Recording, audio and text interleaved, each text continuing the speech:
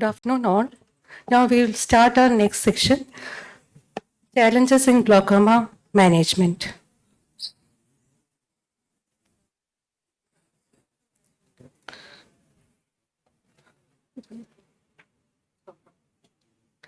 My topic is choices and challenges of treatment in first-time diagnosed glaucoma. Aim of glaucoma treatment is to control the IOP so that further glaucomatous damage is prevented and patients' vision-related quality of life is stable. IOP is the only modifiable risk factor. The ocular hypertension treatment study randomized patients into medication and non-medication group.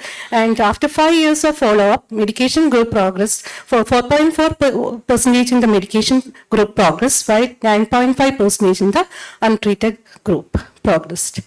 The early manifest glaucoma trial, early POAG patients were randomized into treatment and non-treatment group.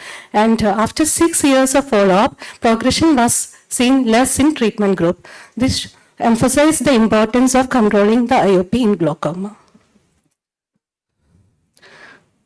There are different challenges faced by the treating physician. Early diagnosis itself is a treatment challenge, as most of the patients come very late in late stage of disease, and reducing IOP and controlling fluctuation is most important for controlling further damage. And we have to select the best suitable treatment, which is another challenge for the treating doctor. There is poor quality, the quality of life of these patients are affected, as the diagnosis itself is will affect the patient, and the treatment with the cost and side effects also affects the patient. And complaints of the treatment is another challenge faced by the treating physician. IOP can be lowered by medication, lasers, and surgery. The risk and benefits of the treatment should be discussed in detail by the treating clinician and the patient. There are several factors to be considered before starting treatment. The patient-related factors include the severity of the glaucoma, whether the degree of visual field loss, whether one eye or both eyes are involved, the degree of IOP lowering required, effect of past treatment, and any concurrent systemic comorbidities. And the cost of the treatment and availability of the treatment like SLT should be taken into consideration before starting treatment. We have to set a target IOP before starting treatment. The target IOP is the IOP at which further glaucomatous damage is prevented. It is based on the pre-treatment IOP levels, severity of visual field loss, risk factors for progression, life expectancy, and potential for adverse effects from the treatment. We have to stage the patients into suspect, early, moderate, and advanced stages of glaucoma depending on the these changes and the visual field defects. And for suspects, we have to reduce the IOP by 20% from the baseline. In early glaucoma, 25%, moderate 30%, and in advanced cases, 40 to 50% reduction of IOP is needed. So, topical medication is the first line of choice in most of these cases, and the ideal drug should control the IOP effectively. It has a tolerable safety profile, it is associated with a stable visual field, and it improves the orbital microcirculation. The first line of drug of choice in most cases are prostaglandins, as it has a superior efficacy, once daily dosage, and with minimal systemic side effects. Beta blockers can also be used as first line choice, but it is less effective compared to prostaglandins, and it has systemic side effects.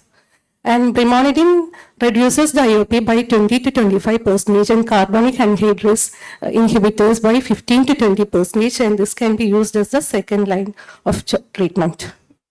So prostaglandins reduce the IOP by 25 to 35%. And coming to the pitfalls, the adverse effects of the topical glaucoma treatment is the main cause for withdrawal of this medications, and vision-related quality of life is affected because of the dryness of the eyes, and most of the patients require more than one eye drops, and putting drops will be a lifelong commitment. The compliance of the treatment can be improved by giving good counseling regarding the nature of the disease and the importance of putting medications. Fixed drug combination should be used whenever possible, and if there is any budget restriction, cheaper but equally efficacious drops should be used. Selective laser trabeculoplasty is another first-line treatment. It can be used in early and moderate glaucomas and in ocular hypertension. It achieves IOP reduction comparable to the drug therapy. It's cost-effective. It's an outpatient procedure.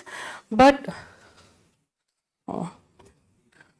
the laser in glaucoma and ocular hypertension treatment trial showed that selective laser trabeculoplasty can be offered as a first-line treatment for open angle and ocular hypertension, supporting a change in clinical practice. A recent article in IJO showed that SLT can be used as a relatively safe and effective procedure in Indian eyes with open angle glaucoma. Microincisional glaucoma surgery is another first line of choice.